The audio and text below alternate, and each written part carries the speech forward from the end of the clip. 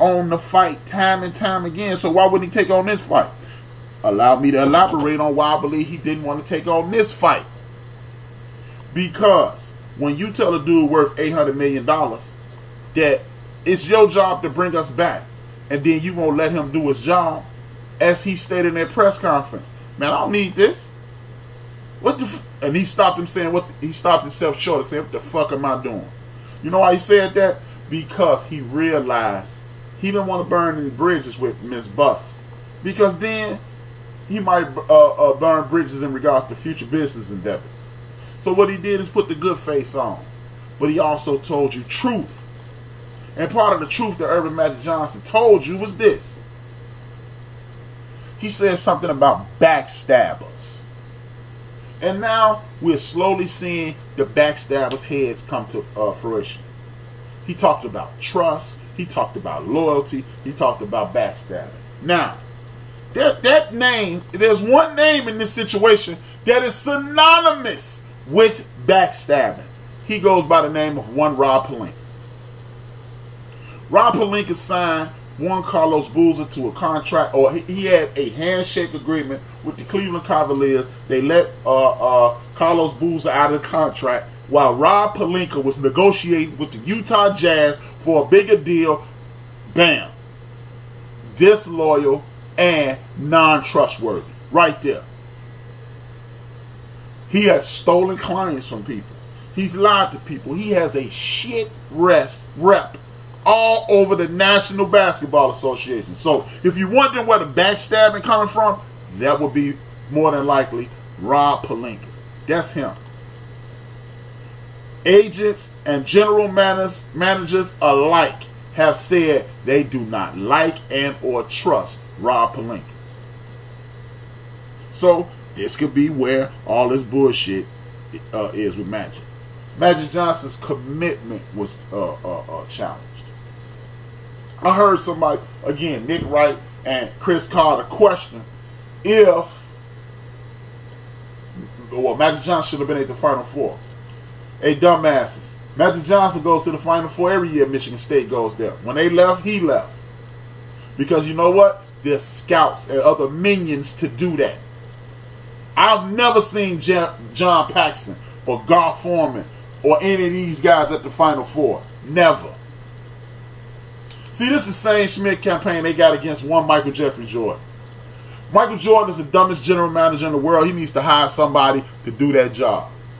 Now, let's walk back down memory lane. Michael Jordan used to be the general manager and the president of one Washington Wizards, a.k.a. the Washington Bullets. I don't know if they were the Bullets or the Wizards at that time. Either way, the team in D.C. When he showed up, they had this guy by the name of Mitch Rock Richmond, one of the better two guards in the history of the league. They had a guy who played out of sorts by the name of Juwan Howard. He was a power forward. He played his way into a gigantic contract as a power forward, and people tried to make him a small forward because he had some ball handling skills, and he ruined his career. But he got a big pile of money for that period. And then they had this one guy, one of the greatest point guards to ever live, Ron Strickland, on another big contract. All three of these men were Asian, and all three of them had contracts bigger than they should have had. What Michael Jordan did was trade Mitch Richmond to the Los Angeles Lakers, helped him get a ring. He traded Juwan Howard and Ron Strickland in Houston, and they lived happily ever after. They got their money, and everybody was happy. But you know what else he did? He freed cap space for the Washington Wizards and allowed them to sign Agent Zero, a.k.a. Gilbert Arenas. He subsequently was fired and let go and made to look like a damn fool. Magic Johnson said Magic Johnson was bought on the same type of sinking ass ship called the Los Angeles Lakers. Their reputation was in turmoil. They were in a situation to whereas people had stopped coming to the Staples Center. They were the joke of the league. At one point, they were the flagship franchise of the league. And then, bam. What's the best way to make your rep better? Bring one of the most beloved players in NBA history back, because we cannot do this alone. And it worked. Because before Magic Johnson got there, he did exactly what Michael Jordan did. It was two contracts, one by Lou Deen, one by Timothy Mozgov. They had a little controversy in the locker room. Whole bunch of nonsense happened. It was tumultuous. And what did Magic do? He looked at the problem and he looked at the money problem. He told y'all in 2019, we gonna cut up around here in LA. Don't worry about it. I'm gonna get 2 big time dudes. I'm gonna clear this. So in order to get a team to take a overpaid, slow, methodical, non-offensive big man, Magic Johnson gave away D'Angelo Russell, who was also causing chaos in the locker room. At the time, everybody said, yeah, you had to get rid of him. You had to get rid of him. See, he messed up the chemistry in the locker room. You had to get rid of him. Everybody was saying that. You know what? Excuse me. Most people were saying that. I didn't see anybody have a problem with that. And you knew this kid had the potential to be one of the best basketball players in the league. But you needed to free up cap space. You also got rid of Lou Williams because he was an agent, big time 6-man. You are trying to revamp the team, so you got to break some eggs to make an omelet. So my man Irvin Magic Johnson gets rid of Lou Williams. He gets rid of Lou Aldain, and bam, I got money to sign free agents. I'm gonna go get LeBron James. Please miss me with this narrative that LeBron James wanted to come there, and he would have come there anyway. I bet you he wouldn't have come there if Mitch Kupchak and Jim Buss was there. I bet you he wouldn't have. So it don't make a difference if I was walking down the street and tripped over a big bag of money, if I hit the lotto, or if I earned the money. I still got $1 million. I still have the money. So give him credit for what he did. Again, goes back to LeBron James. LeBron James, he needed help to win. Everybody does. Up until and including the moment that somebody out there playing 501 and win an NBA championship, everybody needs help. It's not an excuse. It's a fact. So please miss me with the bullshit about LeBron always got an excuse. LeBron this, LeBron that. Back to Magic Johnson. So now we got a dude who's a big time superstar who has public relations, where he had relationships with everybody, and now they want to say he sold out LeBron James. No, he didn't. For those who don't know, in 2010 or was it 2011, when LeBron James had that meltdown in Dallas, he called one Irvin Magic Johnson, because Magic Johnson had experience in melting down in the NBA Finals.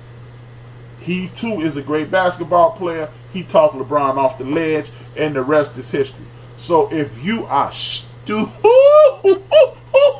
enough to believe that Irvin Magic Johnson didn't reach out to LeBron James, you are outside your damn mind. We live in a technology age where I could talk. I had a guy on this very show 168 hours ago by the name of Mars Noel. He was in Guyana, South America. So how in the hell can broke-ass H-Rap-B get in contact with a brother on another continent, but Magic Johnson in the same town couldn't talk to LeBron James? People, look at the pieces. He met with LeBron James for 3 hours. Then he met with Jeannie Buss for 3 hours. And then he sat up and said, fuck this, I'm out of here. And you don't think he touched base with LeBron James? People want LeBron James. Again, shout out to LeBron James for not having a knee-jerk response and coming out and trying to explain something like he normally does. He must got that LeBron James disease under control this week, because he realizes, let the smoke clear. Hey, I'm an employee. I ain't trying to hear. Now, for those who say Magic Johnson don't work hard enough, there are 2 people on the coaching list now. Oh, by the way, let me, as my man Chief Rocker would do, let me back up. Magic Johnson also stated, I love Luke, Jenny love Luke. That is called smoothing over the bullshit. That's what that's called. See, it's amazing how when they talk about these players, they talk about their mental state, they talk about what they're thinking, but they don't have any lateral thinking when it comes to Magic Johnson and this nonsense. There's one common denominator in the demise of the Lakers, the Buss family. Jim or Jenny, that is their shit. My main man, Angry Black Man, who we always argue about everything. So if y'all thought me and Angry Black Man was mad at each other, y'all crazy as hell. Just like me and Mo. We cuss out at each other because we brothers and that's how we get down. Back to the point. As me and Angry Black Man was talking, Jenny Buss is goddamn Black Widow Spider in this situation. It looks good. She's sitting there looking real innocent. And then when you get too close, she grab your ass and kill you. Suck the life out you. She did it to her brother, and she tried to do it to Magic Johnson. But the thing is, Magic Johnson probably got damn near as much money as them bosses as individual. Collectively, they'll trump him. But individually, I bet you he got as much money as Jenny and Jim and the other two brothers individually. So when you got that much money, when you put yourself in a position, as shout out to Dr. Boyce Watkins, when you got that fucking money, you don't got to take no nonsense from nobody. I guarantee you, well, I can't guarantee you, but my line of thinking goes like this. Magic Johnson sat down with one LeBron James and Rich Paul. If it was an exit meeting, why is this agent there? Think, people, think. He told them, look, man, we trying to do this, we trying to do that. And they keep putting the kibosh on my plans. And if she keep putting the kibosh, I'm going to fuck around and quit, Joe. Be ready. Then he went and had the meeting with the boss. The boss said, nah, blood, it ain't going down like that. It ain't going down like that. And bam, he didn't like her response, and Magic Johnson quit. When you do something to people who have amassed that much wealth, they ain't quick to do a whole lot of negotiation and him and on with you. Fuck this, I'm out of here, is what they say. And it looks like that's what he said. For those who say Magic Johnson wasn't doing no leg work, my man, Angry Black Man in the building, much love to my brother.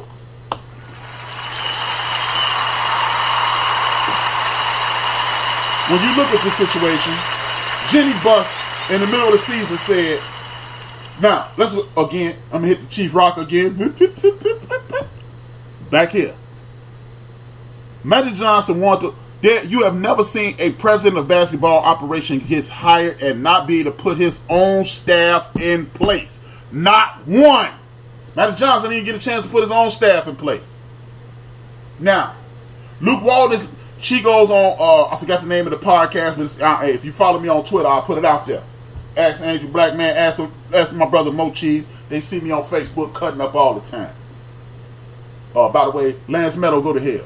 I blocked him, ABM, I blocked him, man. The man got smart with me on the inbox, I blocked him. Back to the show.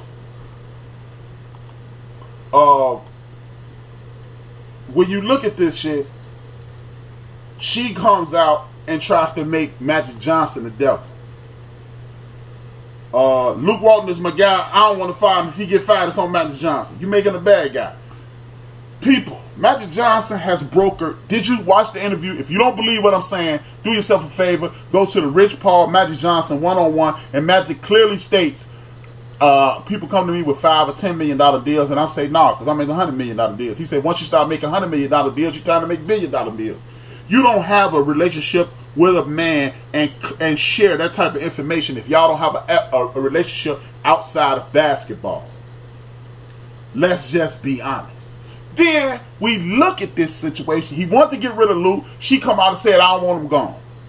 He want to get rid of Rob Pelinka. No, I don't want him gone. Shout out to the homie Microwave, who yesterday said, and I quote, I believe, what's the man name? Rob Pelinka and Jimmy Buss is fucking. That's what the homie Microwave said. Shout out to Microwave. I know you're somewhere listening. He probably chomping at the bit to cuss me out, because that's how me and Microwave get down, man. It's our community. Come watch our community, and then you'll see what time it is. You know, we aggressively loving. That's what we are in our community. Come on over here to X Squad. Let's tie shit. This how we get down. Legwork was clearing off those bad. Yeah, Legworks was clearing off those bad contract Dang and Mozgov and delivering the biggest free agent in NBA history, which is the King. Yeah, Angry Black Man. See, man. Look, y'all think we playing over here at X Squad, man. Real Cast, X Squad, Angry Black Man, New Max Radio, we giving you what you need. Dopest DJs, dopest talk, dopest commentary, and H-Rap. And we, let's not forget, we got the big dude calendar coming, and I'm giving away $1 million, $1 a year for the next million years. Yeah, check out H Squad and H Rap. I'm back, y'all. I'm back. Thank you, Chief Rocker, for snapping.